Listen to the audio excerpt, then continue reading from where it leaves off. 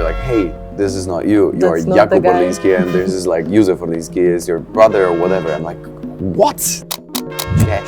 Cześć. My voice has a color like that. It sounds for certain people very angelic. There is some kind of importance in giving something or someone some more time and not just like, okay, 2 seconds, next. Hi, Kuba. Welcome in our new concept store, PRM. Hello. Hello. We would like to ask you a few questions about your prime choices. I'm happy to answer. My prime choice is just simply saying I'm Jakub Józef Orliński and I'm a countertenor from Poland. Okay, great. So no one actually calls you Jakub? People call me Jakub, JJ, Jacob, Jake. My crew used to call me Mr. Joseph because I was listening to hip hop, dancing, I was a skateboarder, but at the same time I was singing in an amateur choir. I was singing like very old stuff, like Renaissance pieces. Thought I'm a gentleman. I also think I am a gentleman. So that's why they started calling me Mr. Joseph. Okay, that's a pretty one actually.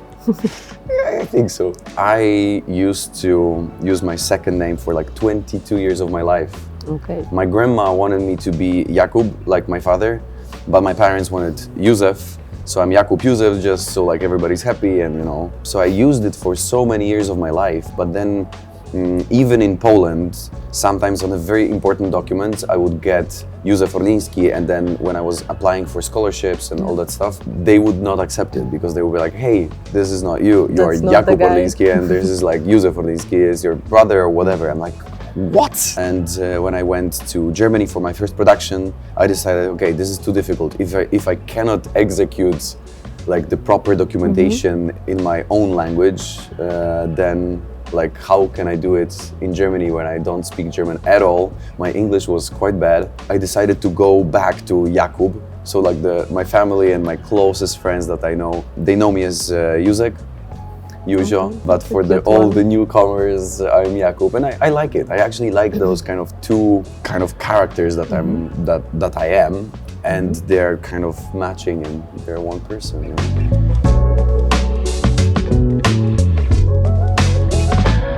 Yeah, I think I've always been quite crazy. I mean, the thing is that I've always been very active, so that was a big part of my life.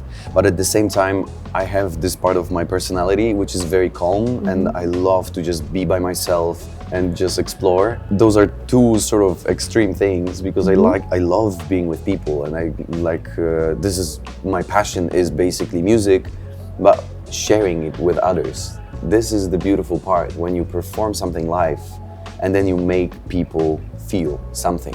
They don't necessarily need to know what you're saying and what you are living at that moment, but if they live something, that's a success. That's like really something that I'm going for because it's so beautiful to build up this atmosphere in a concert hall, in a, I don't know, whatever venue that you're performing in, and then to like evoke in the public something.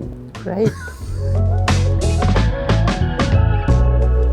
My prime choice is to literally evoke any sort of emotion because I believe we are living in such a fast world.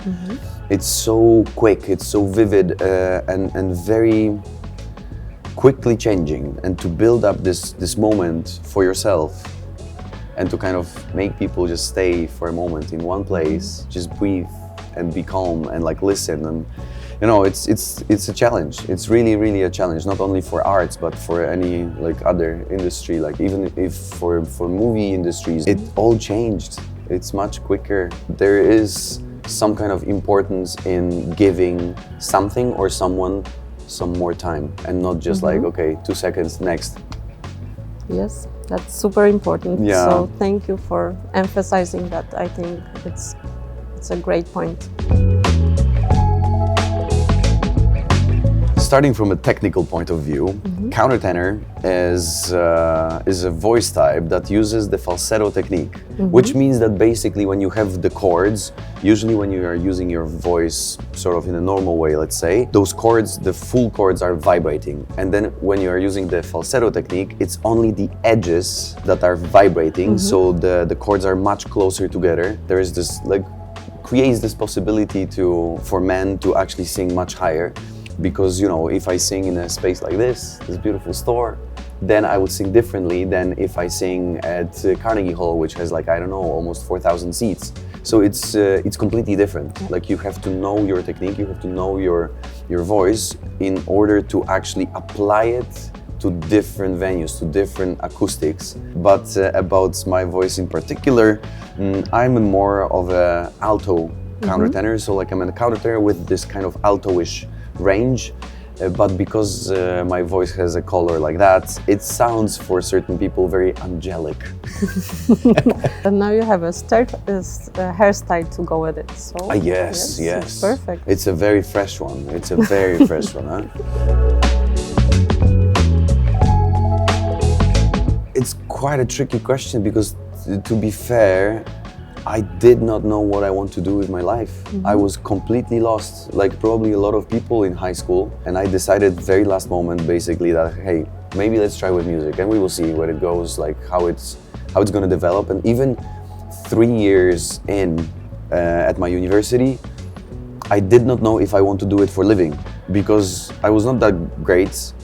It was super fun, and I'm a very motivated person. So like, when I decide on something, I try to do it 100%, and like really, I devote myself. So I decided like, okay, I want to try to sing. And I fell in love with the art form, which is singing and basically music. Music itself as a whole thing, because I love funk music, jazz music, blues music, house music, techno music. Like, I love it almost all, and it all makes me feel, and that's what I'm looking for. And that was not my prime choice at the beginning.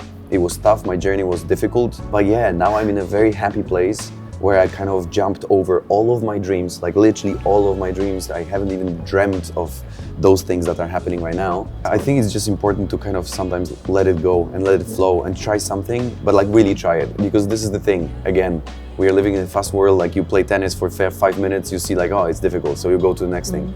Like, you have to really do it for a moment to see if you like it or not, and if it's good for you or not. Thank you very much for being here with us today. We're trying Thank as you. well to do our best. So yeah, you're doing great. Thank you, and thank you for being a part of PRM. So Thank you.